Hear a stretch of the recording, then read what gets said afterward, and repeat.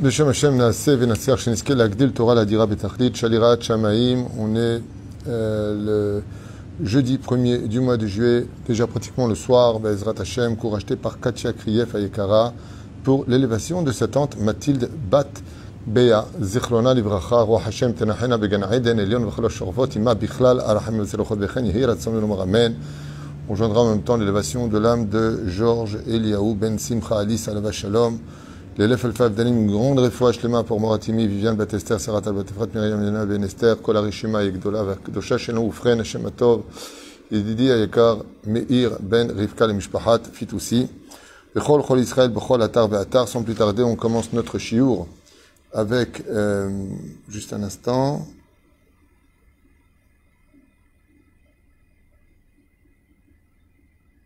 Ok, ça c'est autre chose.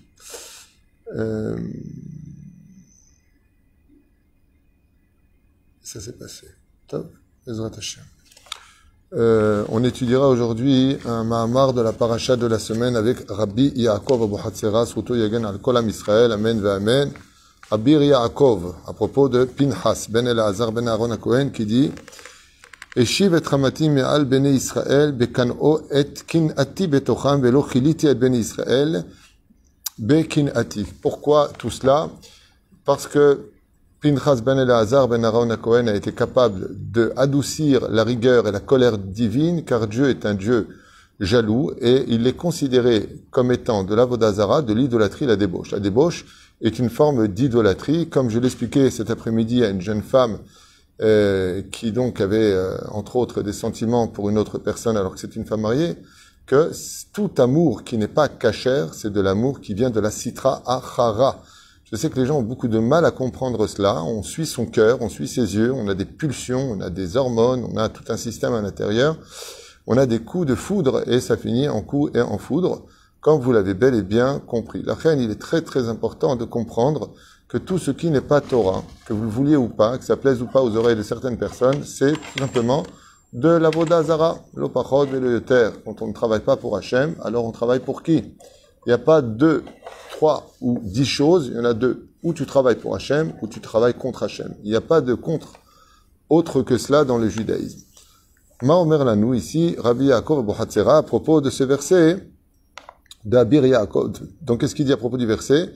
Que Akadosh Baruch Hu Basof refuse d'exterminer le peuple d'Israël par rapport à la jalousie et son honneur qui a été défendu. Donc on a vu ici un acte très précis de Yaakov Avinu, de Pinchas ben Elazar, qui a calmé la colère divine, comme on le sait tous, dans cette paracha qui débute justement cela. Iksha Tzadik Rabbi Yaakov Abu Hatzera, Zchuto Yaganu B'Sifro Pituche Chotam, Madwa Eskira Torah et Kinato Shel Pinchas Shalosh Pa'amim Beoto Pasuk. Et donc de quoi est-ce qu'il va parler ici? Il va parler d'une redondance qui apparaît dans un seul verset 3 fois de suite, puisque le premier nous dit Pinchas ben Elazar, Ben Aaron HaKohen et Shivet Hamati. Donc le mot Hamati, ma colère. Me'al ben Israël, Bekinato, pardon, 1, et Kinati, 2, Velochilité ben Israël, Achon Bekinati. Effectivement, on a 2 fois le mot jalousie, qui est marqué dans ce même verset. Il pose la question, il dit pourquoi il y a eu besoin Bekano, Bekinati, pourquoi revenir sur Velochilité ben Israël, Bekinati, pourquoi revenir 3 fois sur le mot jalousie? C'est la question qu'il pose.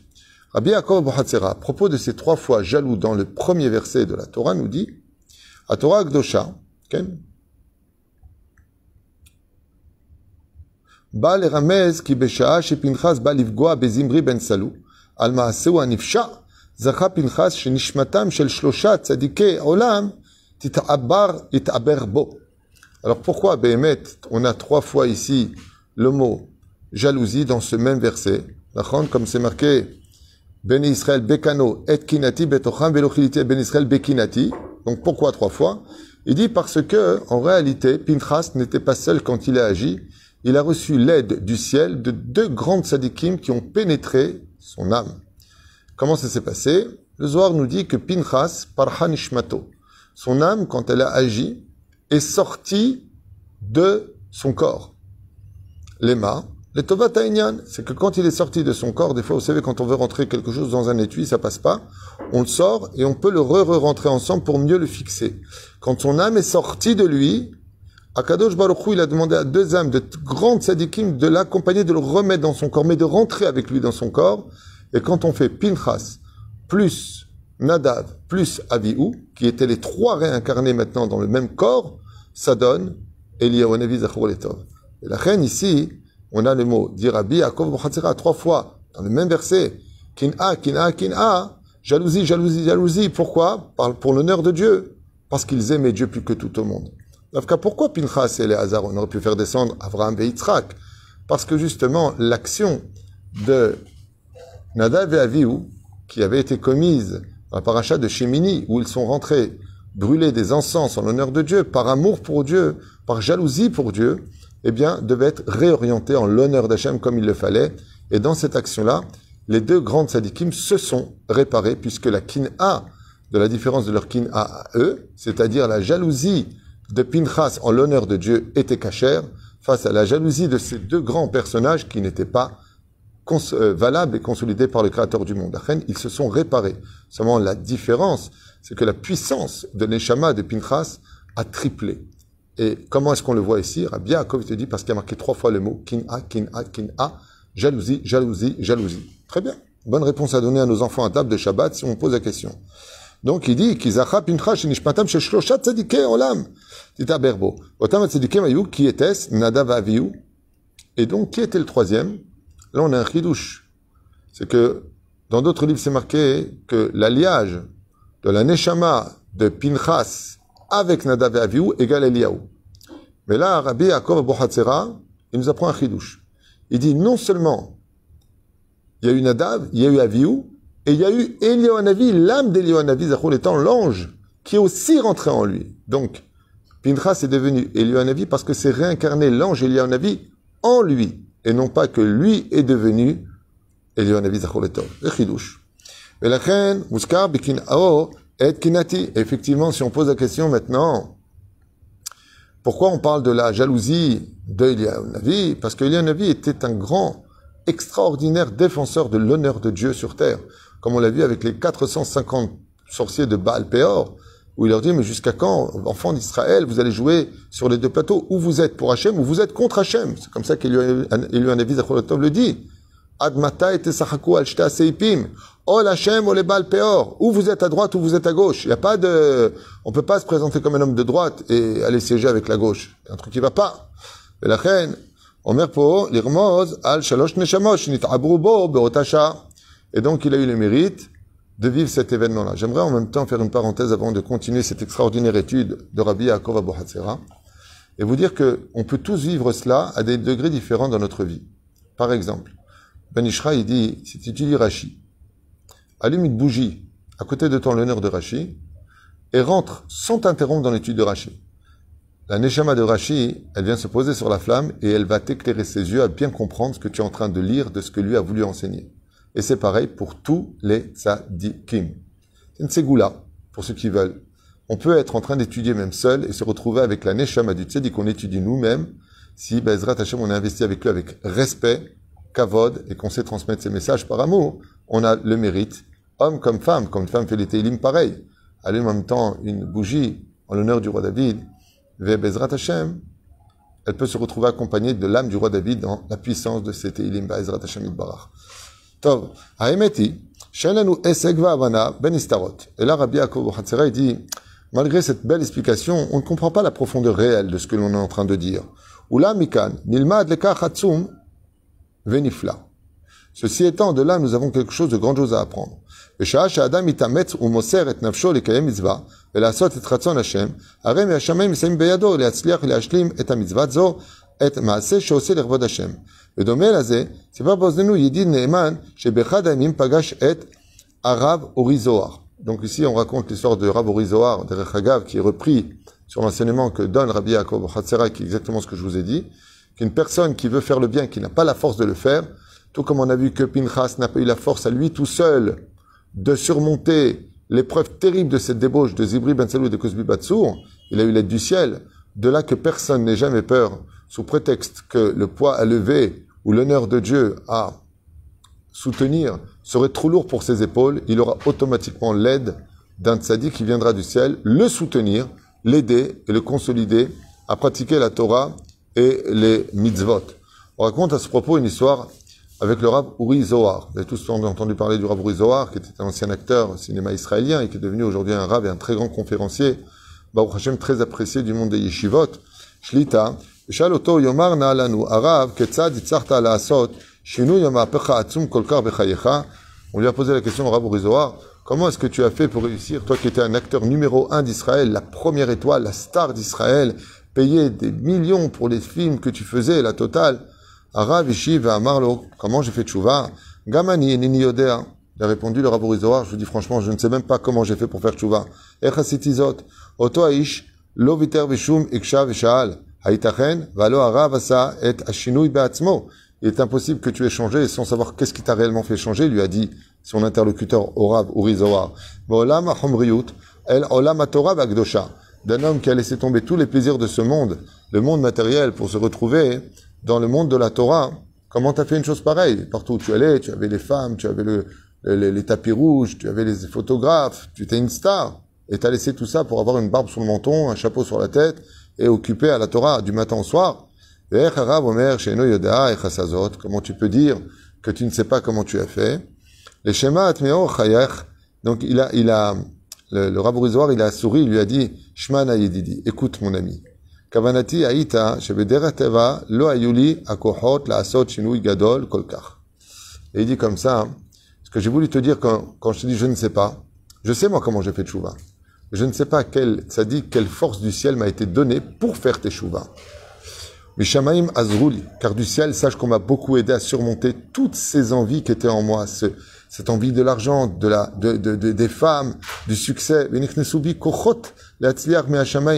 Moi, j'ai simplement voulu, vraiment, faire teshuva, mais j'en avais pas la force. Et du ciel, tout comme ça s'est passé pour Pinchas, a dit le Rav Uri Zohar, pour moi aussi, ça s'est passé comme ça. Ishtalti al ktefai, Baruch Hashem, shenatalti al ktefai, que j'ai pris de mes épaules, qui klal ou beyadenu shetavo leitaer mesanunoto.